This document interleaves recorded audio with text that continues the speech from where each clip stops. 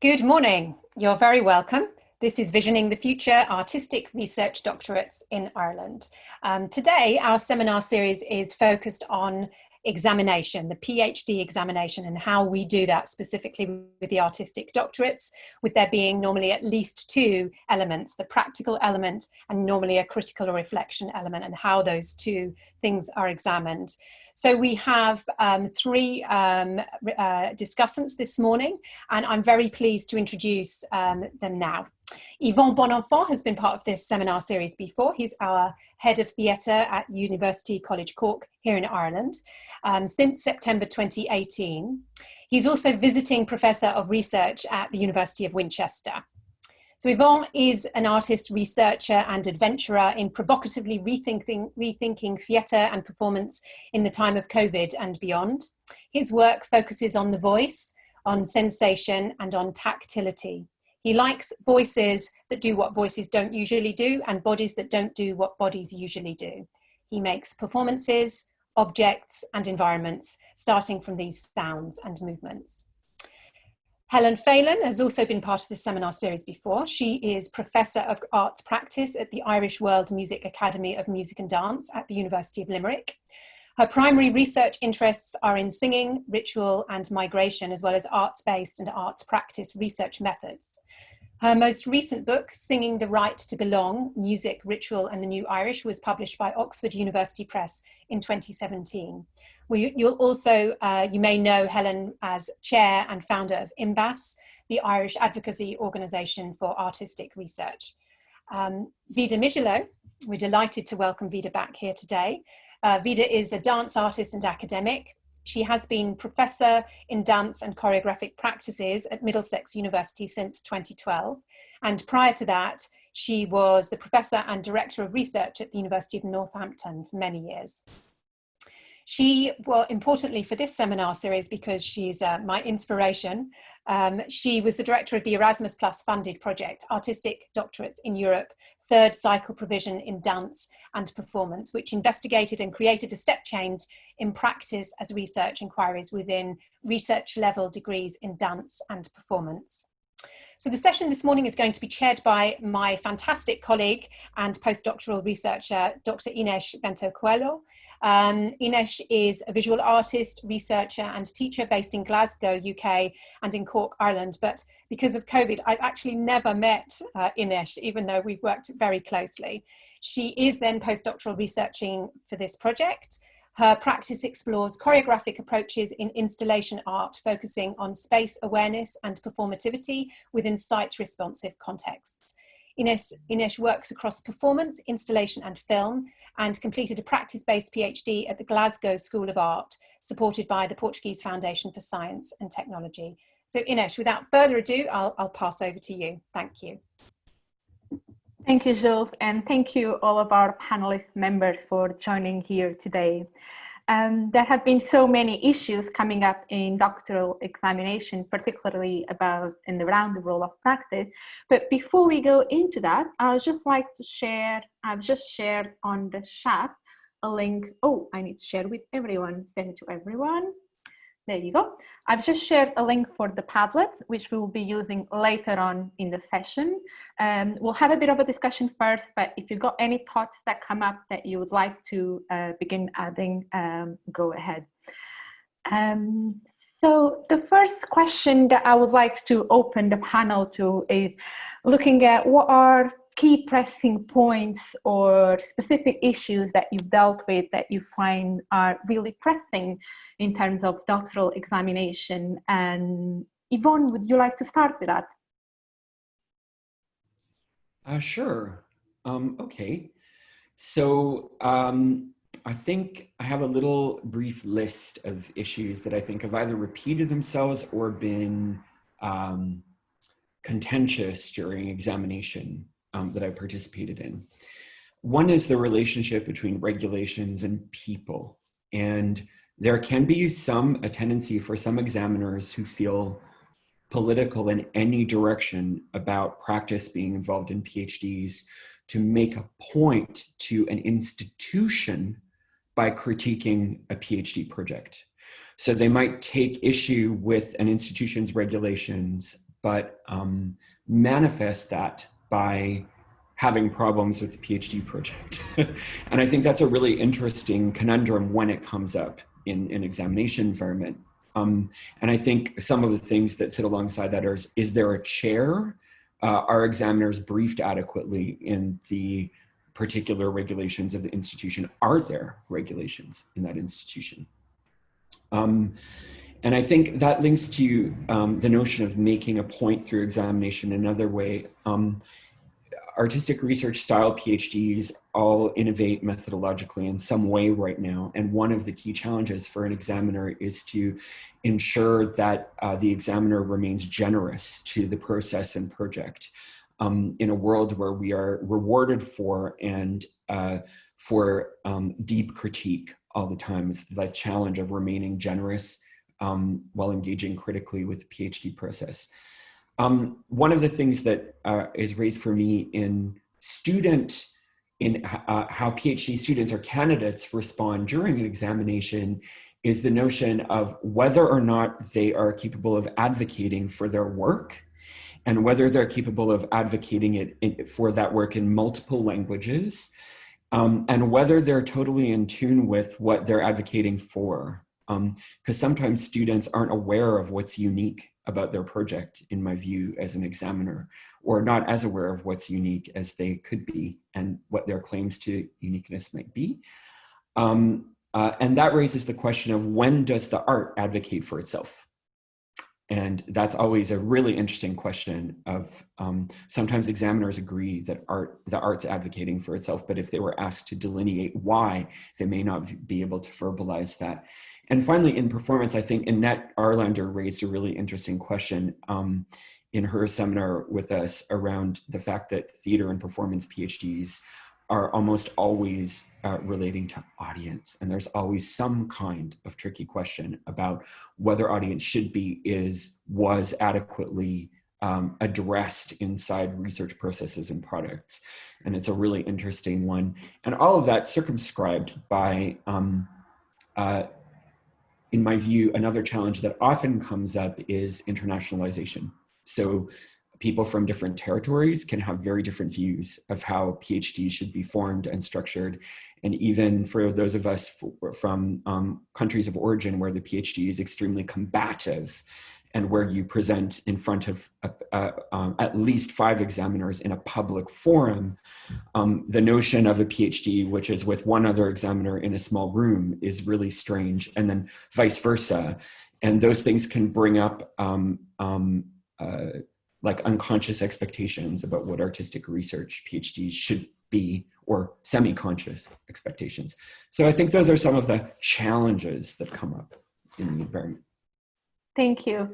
Vida and Helen, would you like to bring up some key points or key issues that you have encountered that you find are relevant today? Vida? Yeah, I'm happy to. I think there's some really good points there, Yvonne, and I'd like to pick up on a couple of them. This something, I guess, fairly fundamental that comes up quite regularly is, how open are we to different models of what we understand artistic research or practices research to be?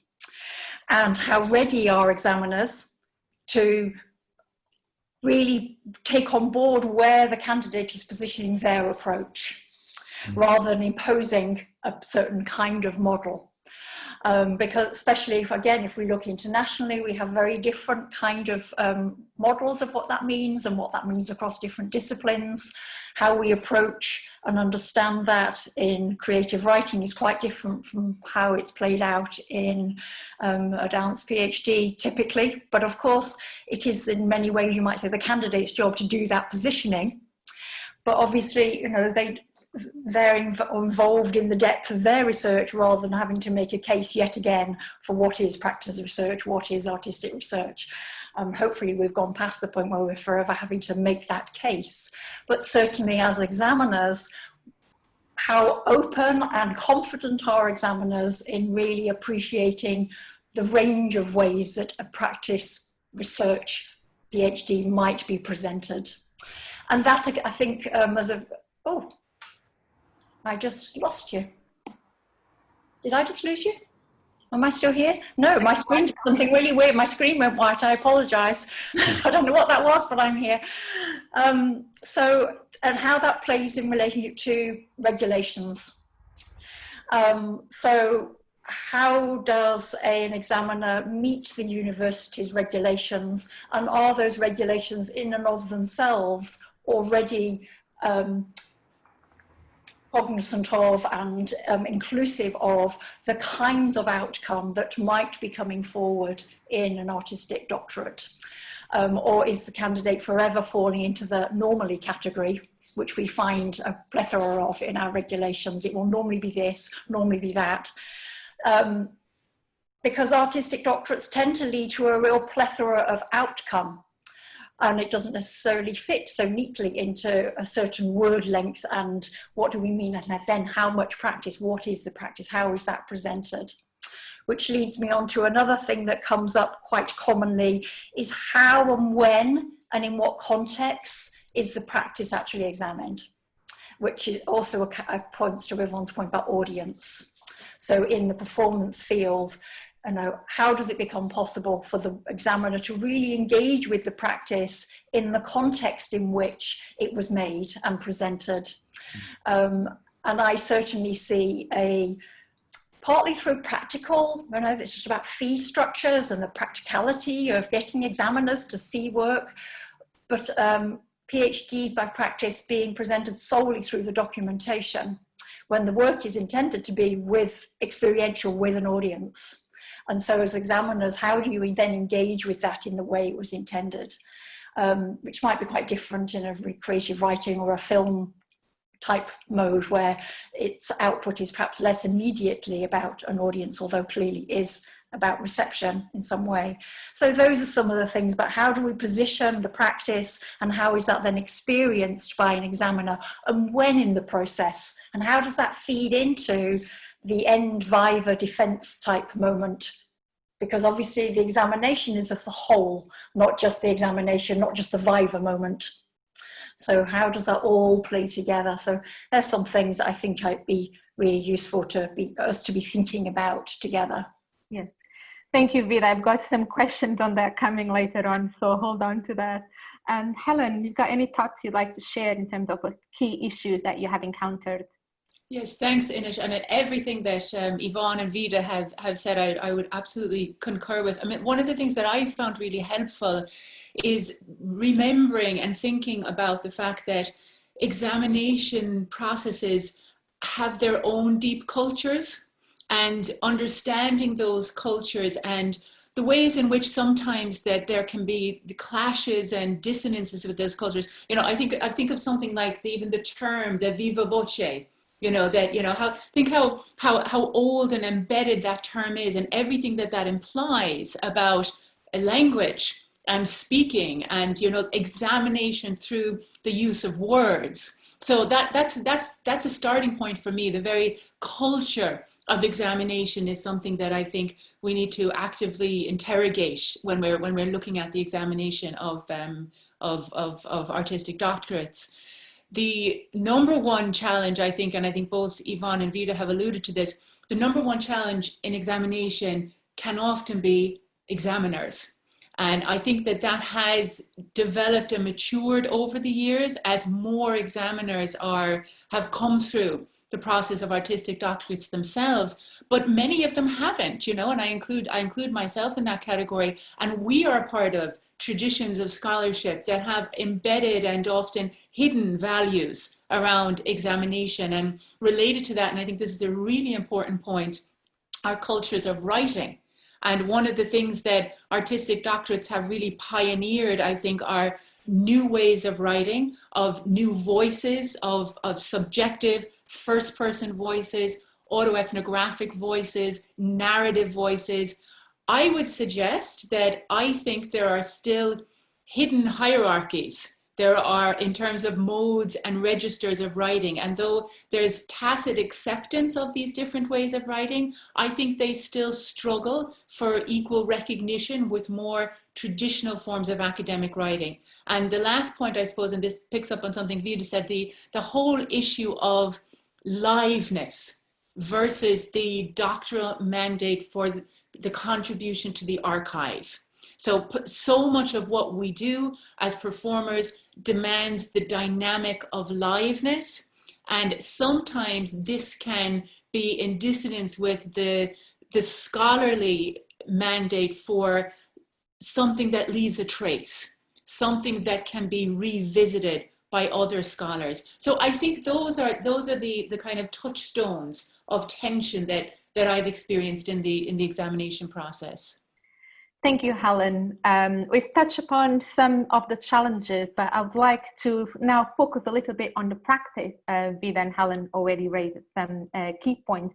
So I guess my first question is, how might examiners interrogate the practice that they have experienced, as often the focus is on writing, as you said, Helen, the viva voce and that tradition that comes.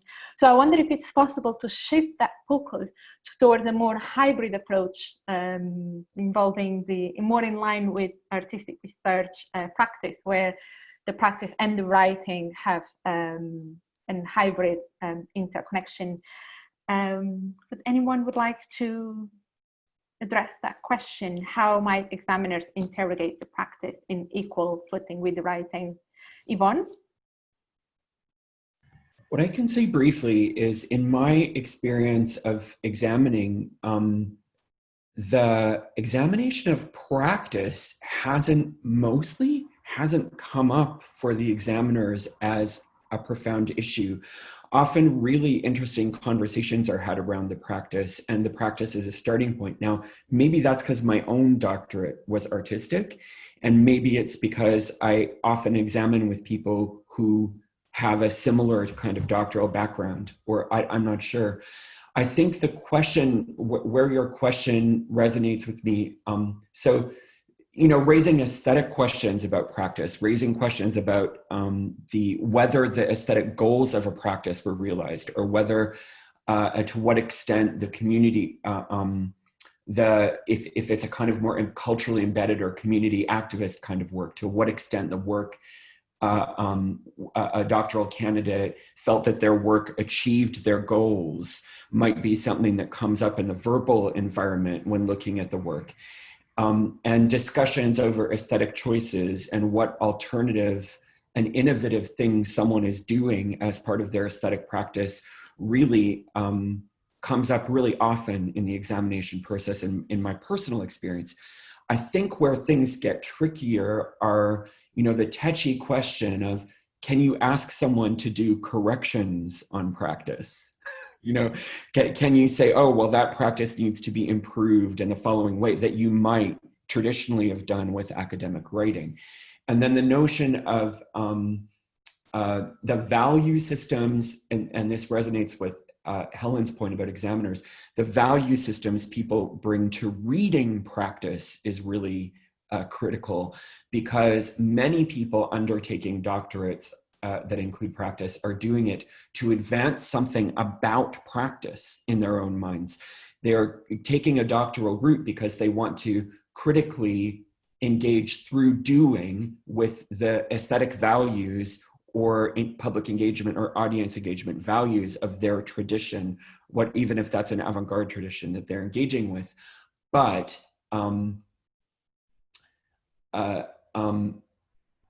the degree to which they're able to viva vocify their arguments around their innovation can vary enormously, and the value systems used to measure that innovation vary enormously from person to person. And that's where I feel like often people start falling back on regulations. Yeah. Thank you, Yvonne. What about if anyone in the panel would like to share some views in terms of best practices of how the examiners might experience the work? There's been questions around timings, whether that should be the very same day, the day before, 6 months in advance, how that changes the examiner's perception of the practice, whether students might have exhibitions, screenings, performance, and protocols around that. So what are your views in terms of what would be the ideal practices or context for the examiners to experience the work? Vida or Helen, would any of you like to Vida? So, I mean, I think there are a lot of different models, and if we look internationally, there are a lot of different models of when regulations suggest practice might be examined. But certainly there's that sense of thinking about when is the right frame for the practice to be experienced by an examiner. And that might not, that might happen 2 years before the final thing is completed. But certainly in terms of working with my own candidates, there's something about when is the totality of the thesis, and I don't, in terms of its argument, its clarity of its purpose, its aims, evident enough for the candidate that they can position the practice that they are doing in relation, and that research is evident in the practice. There's a real risk that if it's presented too early, that by the time 2, maybe 3 years on, if you're part-time, that the thesis has changed direction and that practice is now something that was a useful part of your process, but is no longer carrying the original knowledge and the thinking that you're now working with. So those things are something that are important to consider in terms of timing. I think something else as well that comes up for me in terms of examining the practice is wanting to see it in context. So I'm thinking of, if it's made for a particular festival or a particular kind of community, rather than wanting to experiencing it in that context, but recognizing at the same time that not every part of the practice might be the focus of the research. I'll give you an example to show you what I mean by that. So I'm thinking of a candidate that I took through that actually the research was about stilling and these very quiet moments of settling. But the overall performance practice took place within a walking process. There was an audio walk. There was lots of community voices, and there were lots of other things going on that were not the core focus of the practice, of the research rather, but they framed the whole thing, but weren't going to be the driver of the discussion in the written thesis, in the written part of the thesis. So there's some careful placing for the candidate ready for the examiner to help them understand what is it that I'm looking at that is the driver of the research in this moment. And how do I then frame or bracket other elements of the practice for us to understand that? Because practice, by its very nature, it sort of always exceeds the possibility of the research. Your research is never going to address every single thing that is going on within the practice. So how do we guide examiners to be able to really grapple with the research agenda that's in the practice, rather than the colour of the curtains. But all those other things that as audiences we're taking on board, whilst recognising they are part of the overall experience of the work. So something about that. In terms of you asking about some best practices in terms of to help us bring the practice into the Viva discussion, for instance. I've certainly had and encouraged some candidates to have exhibitions as part of, so we've actually sat in the middle of an exhibition to do the Viva, and it brings it to a very immediate place. I did one examining where the candidate had, it was a video drive, so you watched a recording whilst in a car, and we held the Viva in the car. So there, it took some getting through our regulations to allow us to do that, but we did it. And there are ways that the candidate with the supervisor can help bring forward the practice into the Viva moment, especially if the practice has been examined before or seen before then only in documentation, or maybe 2 years before the Viva then takes place. So strategies to really foreground that. And of course, then it's the examiner's responsibility to give it the due space in the discussion. And that often is forgotten, unfortunately. Thank you, Vida. Helen? Yeah, just to come in behind some of those points, you know, I often think that one of the most basic pedagogical principles about examination is that the examination process should emerge from the learning experience. So, you know, if we think about that in terms of artistic research, you know, we encourage our students to be multimodal, to be multipraxial. So then our examination processes have to reflect that. So on a practical level, some of the things that we do, and I think Yvonne and Vida have mentioned these, examination very often I think should be multi-site. It should be multi-temporal. So it can go right across the PhD experience from the earliest stages to that final, you know, the traditional academic model of this kind of pinnacle moment of the Viva, it doesn't suit a creative process all the time, where, you know, I think it came up at one of our earlier seminars, our research is not primarily kind of hypothesis driven. So we're not out to prove it. So there's a lot of good common sense in the examination process marking stages of development or process. So in our case, at a practical strategic level, we always have an examiner present at a live performance event. So it's really important that, as other members have said, that there's an audience there, that it's experiential. In our case, very often the candidate will say, this performance is part of an artistic doctorate. At the end of this performance, we're going to have a question and answer session, and the examiner is part of that. Yvonne raised the question, I think this is a really important one, the conventions of examination around things like corrections or rewrites. How do we engage with that? And I think if we're going to do that in terms of an organic creative process, it has to happen from the beginning. And our examiners have to have a right to be part of that process. So after an initial event or exhibition or performance, is there a mechanism for examiners to feed in at that point? I think that's an important question to ask in terms of examination process. And the last point that I'd make really is that there is a role for an important role for the candidate in this as well. And this comes down to the ability of the candidate to harness their own different voices, their performative voices, their somatic voices, their linguistic voices, and come up with strategies for bringing those into the examination process. But for them to be able to do that, that process has to be hospitable to those different ways of presentation. Thank you, Helen. Jules, you wanted to add something onto that? Yes, I just wanted to reflect. I thought it was really interesting what Vida was saying and what Helen was saying there about a process by which, if a certain part of the examination is to be part of the final examination, then if it happens too early, then the kind of the thinking around what the project is and how that might shift might be dissonant with that. And then what you were just describing there, Helen, which is a kind of processual model of an examiner having a relationship ongoing throughout. And just to add also that Ines and I were talking about our own examination experiences, and mine was 20 years ago and Ines was much more recent. But both of us had that experience that our practical sharing with the examiners was very close to the examination. So for me, it was at the University of Surrey in 2000, and it was the day before, and it was dance theatre, and it was a digital artwork as well.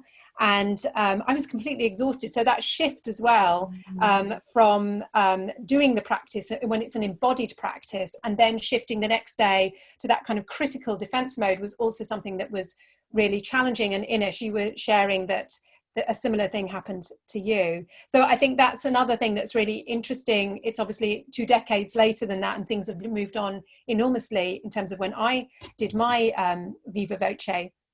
But I think some of these issues are still very current.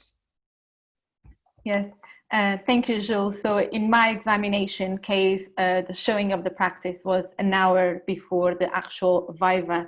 So having spent the previous 3 days setting up the installation, having rehearsals, and then doing the performance, and then it was absolutely mental time. So I think there's some questions here about what strategies and are helpful for students as well as examiners.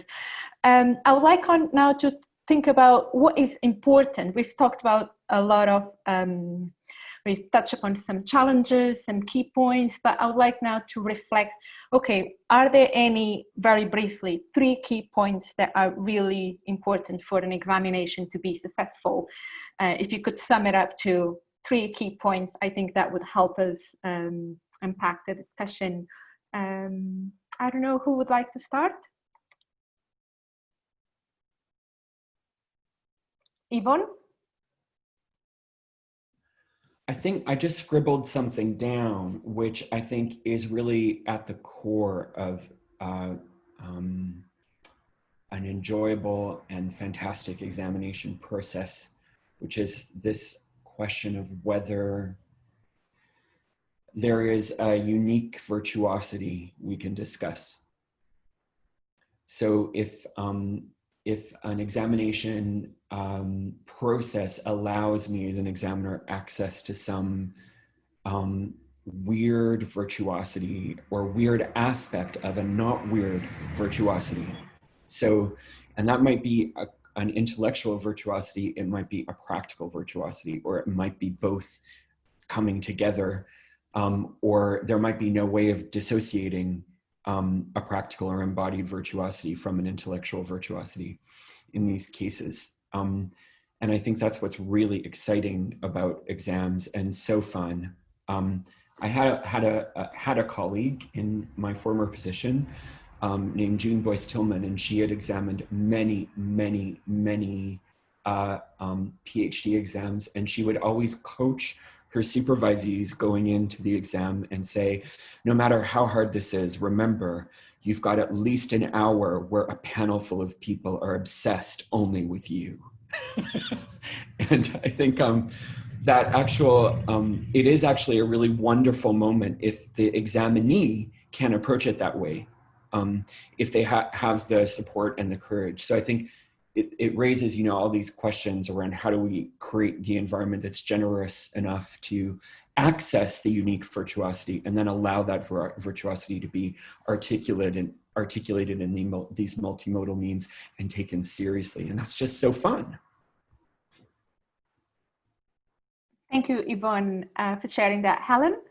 Yeah, just 2 very quick points. I think two things that I think make an examination successful. And again, this is picking up on Yvonne's point. One, a phrase that I often use myself when I'm examining is, if you can create a space of critical celebration.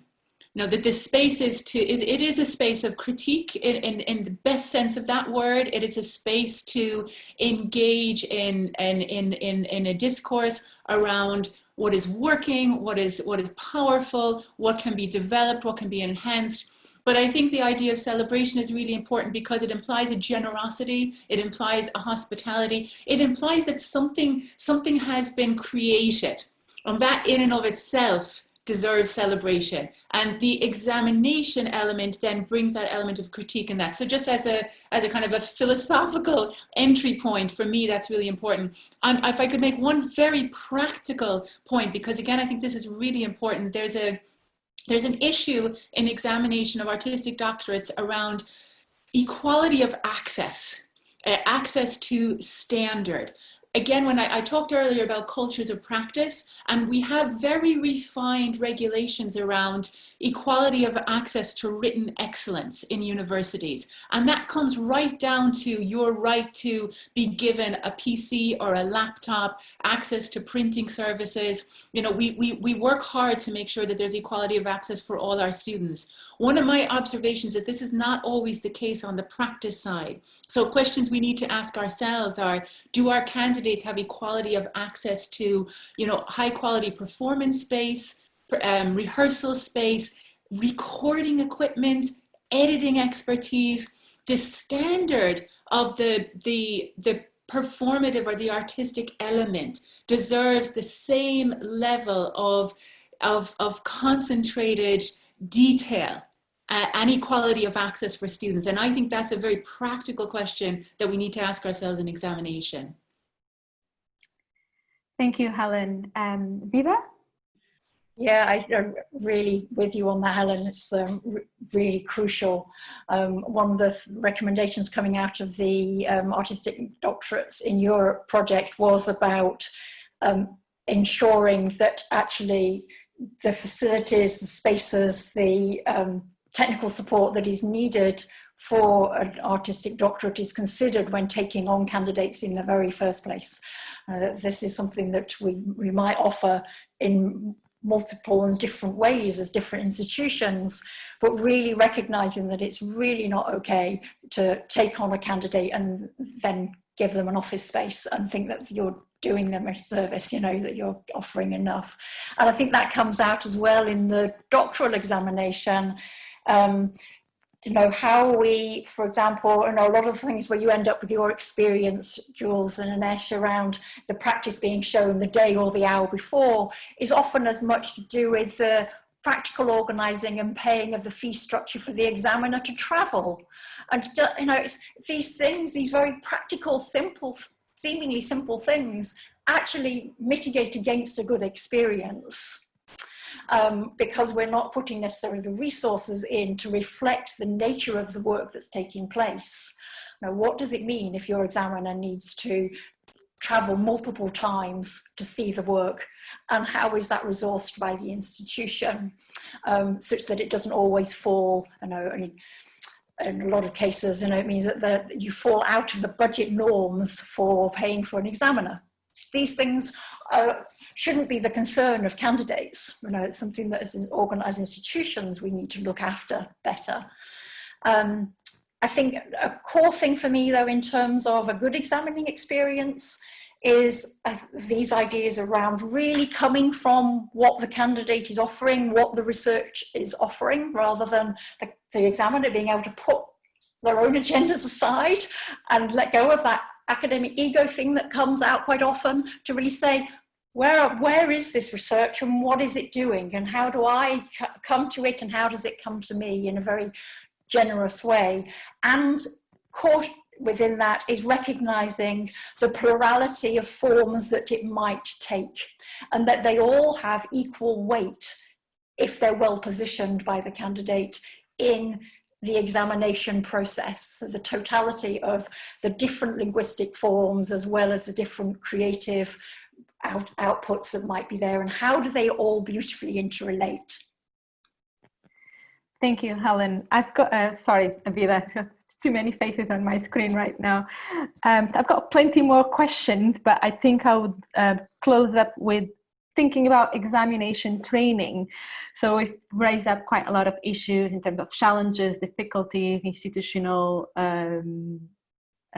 difficulties with regulations and spaces and resources. But in terms of the examiner training and the support for the examiner, do you have any suggestions in terms of what training would be helpful that you'd like to share, or that we might eventually implement? I can have a go. Yeah. So interestingly, whilst we have quite a lot of supervisor training available in institutions, although very rarely supervisor training that looks at supervising artistic doctorates, that's not common.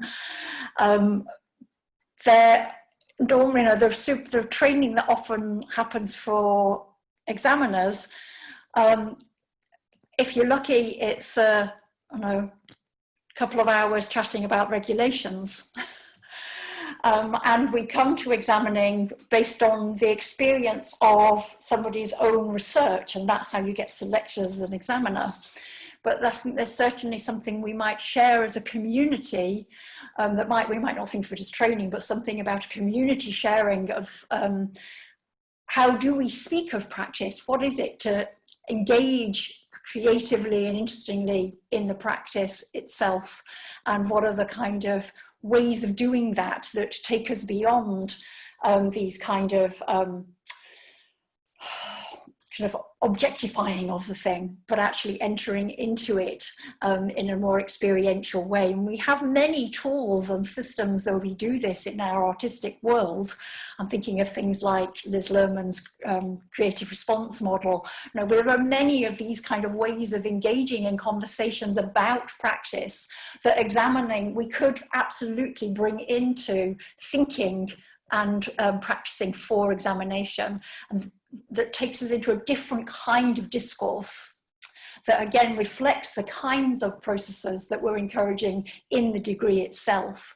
And I would definitely think some dialogue and discussion around how those models that exist in the arts world already can be brought into the examination process would really enrich many people's experience. Thank you, Vida. Helen? Could I just add to that really quickly that I think there's a question even before we ask about how do we train examiners, and that question is who gets to be an examiner? Because as Vida said, there's a lot of people in artistic communities who already have very sophisticated modes of critically engaging with practice and with reflexive practice. But sometimes there's a barrier between those people becoming examiners because of the kind of regulations around examination. So I think that's maybe the first thing to tackle. If we can open up the because the regulations are weighted still, in my experience, in many institutions towards the academic culture. So you need to, if you want, say, an artist who has not gone through a traditional academic trajectory, special cases need to be made for that person to be brought in as an examiner. So I think that's where we need to start, opening up who gets to be an examiner, and then that community of examiners will be very quick to help us develop training models around expert examination. Thank you, Helen. Yvonne? I really agree with all the observations about this, and I add to them. I think there is no harm in really thinking through, like, we all know how hierarchical academia is, and we work in it, and we know it has a power politics that's very particular, and institutions do too. And I think it's valuable to think about examiner training that trains examiners on how to be provoked and separate their feeling of being provoked from the process of examining. I think and that might seem very pseudo-psychological and a little bit California, but I think that there is a reality to being able to identify that you're responding to something for different reasons and set that aside in examination. I think I add to that again, as Annette Arlander pointed out, there is also something about setting aside, identifying one's own conservatism, whatever that is, and setting it aside. And the ways that we are conservative are in terms of our thinking and engaging with practice, vary enormously because our aesthetic languages and value systems vary enormously. So we can find ourselves attached to ideas that we don't realize we're attached to. And we need to get beyond that in examination. And the third thing I wanted to just say was chairs, actually. I think having a chair is fantastic, and having training chairs to moderate argument is really, really important, because where for me, there have been the touchiest moments as an examiner. I've examined more than I've supervised for weird reasons I don't quite know. I mean, just the way my career's turned out. But the moments that have been the most difficult are when there's an argument going on and actually it needs a third eye to say, look, this is what's happening here right now. Just deal with what's happening here right now. And that's very difficult for a chair to do, especially in academic environments where they may be sitting in front of a titled person who is, a long established professor of X and in whose domain they are. So having the training to intervene as a chair and bring everyone down to earth and go, okay, what are we doing here is really, really important. And I come back to the issue with regulations that can sometimes happen, where examiners can be really angry at the regulations of an institution for really good reasons even. They can be angry because they think the regulations are really excessive at an institution. But then, but that's what the student's been asked to do. So the examiner, that's where a chair can also be really useful in helping the examiner go, okay, I don't think the student should have been asked to do this, but they were. And so I'm not going to shift the goalposts now, even if that shifting is generous, because so that's what I would say. Yeah. Thank you, Yvonne. Thank you, everyone. For the last part of the session, I would like to go back to the Padlet. I've shared the link on the chat earlier, so you can just open that on your browser. Michael, if you would like to share the screen now, if you can't access it, you'll be able to see it in our screen. So I'd like you all to take a moment of reflection on what the panel has been talking about, and think also as a participant here, what your experiences were and what you might like to share with us. Column 1, if you have faced any challenges that you'd like to share. In column 2, have you found any processes that were helpful or pedagogical approaches? And on column 3, any principles that you see, these are really important for a successful examination. And on column 4, if any training you think that would really be helpful for you. So while I ask everyone to take a couple of minutes to reflect on this and to add on your thoughts so we can get a sense of the different experiences in the room and share that with everyone, I would just like to summarize some of the key challenges while everyone is doing that. We've spoken about the international differences in how vivas work, whether there is a public defense assessed by everyone or whether it's a private event. We spoke about the time frame, the period between assessment of the artistic practice and the written work. We also talked about how distinct views in what is artistic research in different institutions can create problematics in examiners traveling from different institutions and facing different regulations. And also there's some questions around the expectations around theory and practice and variations around regulation across the disciplines. So I will now go on to column 1 while you're adding your thoughts, and open up a couple of points to the panel, which we might address now that we're in our last closing minute. So there is a question in terms of, when the practice is much stronger than the written thesis, how does an examiner tackle that? And also a question about, when an independent chair is assigned by the university who might not have training in artistic research, how can that be tackled? So I'd like to open these questions to the panel, and is there anyone who would like to address one of those key points?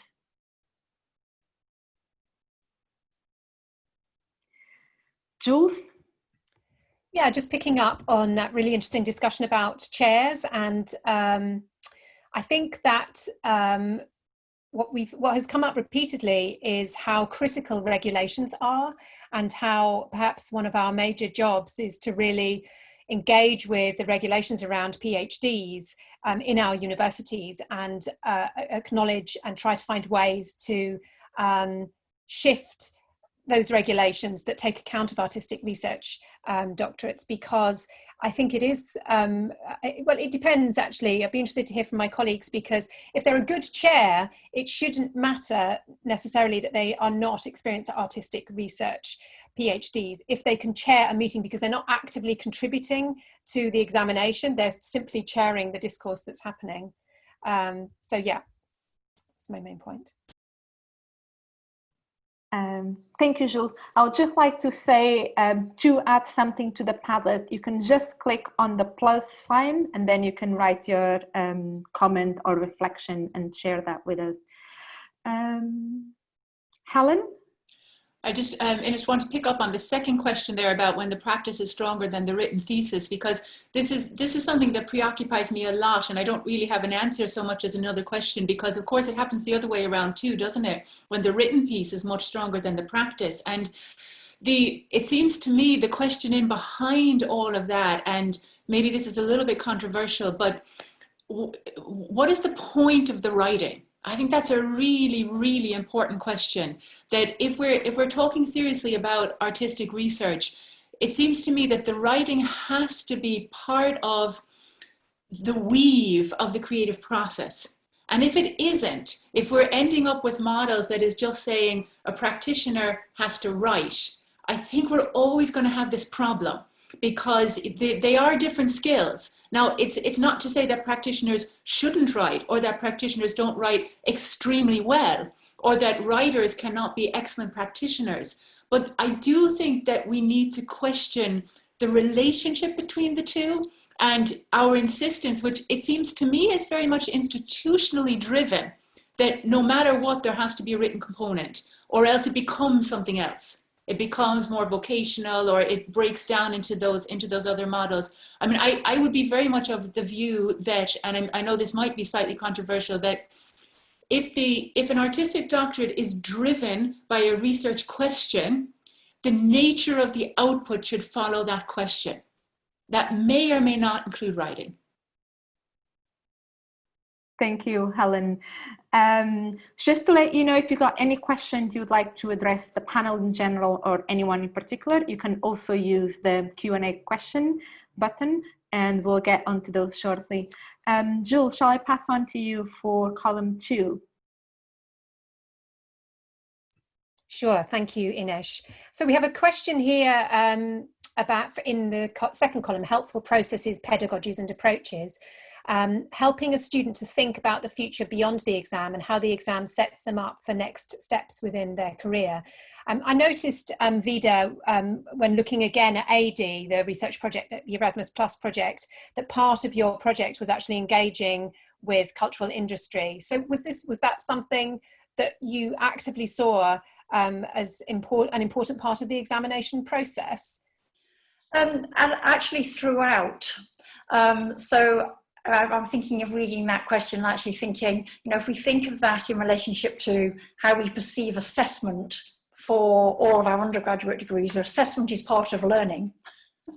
That actually, you know, if we take away the Viva as being this end moment that we're solely walking toward, and actually it's just part of our learning, then we have a very different kind of view of how is that part of your next step. So, you know, again, the generous Viva should be opening us up to those conversations. Where is the work going next? And that be part of our thinking. Where does this work exist in the world? Which also is then thinking about how our partners and collaborators that are from beyond the university, for more broadly in the cultural sector, part of that process. How are they supporting that through the way the work is presented in the world? Again, are they the examiners themselves? I know, so there's a question that Helen brought up of who gets to examine. So I think there is a sort of sense that if we think of the Viva as part of the process of learning, the process of researching, that actually it's all part of our process towards next steps. And who gets to be in that conversation and the nature of that conversation shifts if we think of it as part of a process rather than being a single moment. And of course, in one way, it is a single moment. It's a moment of, for some cases, pass-fail, but more often pass but with some corrections is more common. So it's, you know, it is still part of an ongoing process. Yeah. I waffled a bit there, but somewhere... No, not at all. It's really interesting. And I just wanted to mark that all three of you have used the word generosity in your responses, which I think is really helpful. Ines, I'll pass over to you for column 3. Thank you, Jules. So thinking of key principles, there is a reflection here on how examiners should encounter the artistic output at least twice to understand the trajectories of the student, not necessarily to examine, but to get an overview of the multiple dimensions of the work. So I guess that leads me to think about how can examiners develop multiple overviews of understand the different dimensions of the work when it's presented for examination in, yeah, Yvonne? I just want to raise an opposite challenge. I mean, I think Helen raised this question, and I think it will come up again and again in the practical minds of supervisors, examiners, and students, and that's the question of resourcing and ecologies. So I examined a PhD in South Africa, and it was a practice inclusive PhD, and in that PhD, no one saw any of the practice because South African universities, if they want international examiners, don't have the budget to bring them. And so the entire examination process is done through, in that institution was done through looking at documentation and reading Thesis only. And there wasn't even a live Viva We wrote reports that went to an internal committee. So I think that the question of seeing work, I agree. I mean, I actually really agree with this comment that it's a fantastic to engage with work on multiple levels, multiple times actually, and to follow a trajectory through, if you can do it, raises like enormous questions around intercultural, international, and interinstitutional equity that I think are one of the issues Helen's touched on that are very difficult to address right now inside the artistic research fold. If you consider that in Finland, you can be paid a salary to do a PhD and have, you know, complete access to all of those things, and you're considered a salary employee making contributions to a pension plan. That contrasts enormously with many other countries' PhD systems. So it's an impossible conundrum right now that further recognition of the role art has to play in generating innovation inside cultures, you know, needs to be advocated for inside political systems so that funding is there. Thank you, Yvonne. I'll pass on to Jules as we're closing. Yes, just to summarize, we've just got this really interesting comment here, peer group in which you can ask tricky questions. It's a question that's, it's a comment that's come up before about a community of examiners. And I was really struck, you know, any of us who've been privileged enough to have the opportunity to examine artistic research doctorates or other doctorates, there's often this, it's a bit like getting into equity, that you can't, often the regulations say that you have to have done it before. And so it's very difficult to do your first one. But I think that engaging with a community and trying to find ways to actually share knowledge, and it's interesting that the word training might be difficult to sell, if you like, because it links into those ideas of hierarchy and so forth. But actually we do need training. We do need opportunities to discuss the issues around training. So I don't know if any colleagues, we've just a few minutes to go, have any comments about that? Ines? Yes, I would just like to say that it seems that the session today raised many more questions than it actually answered. And there's this, hopefully it allows us to help us think through all the key points and all the challenges and all the difficulties, but it's also thinking about how each PhD project is very specific, and how each PhD project might also raise its own issues and have its own needs in terms of examination as well. So that was just something I had on my head that I wanted to share. Does anyone else would like to share anything, or I'll pass on to Jules as we close? Thank you, Ines. Thank you. I want to thank the panelists today, Vida, Ines, Helen and Yvonne, and welcome everybody. Sorry, not welcome, we're at the end. Thank you all for a really lively discussion, and this very much is a starting point for how do we really focus on examination as something that we really need to look at in a distinctive way for the artistic doctorate. So we have 2 seminars this week, and we hope very much that you'll be able to join us on Thursday, where we have the very exciting thing of some current PhD students sharing their practice. We have 3 students sharing practice on Thursday, and that's at 11 o'clock, and we very much look forward to welcoming you there. So thank you all, and I'll see you then.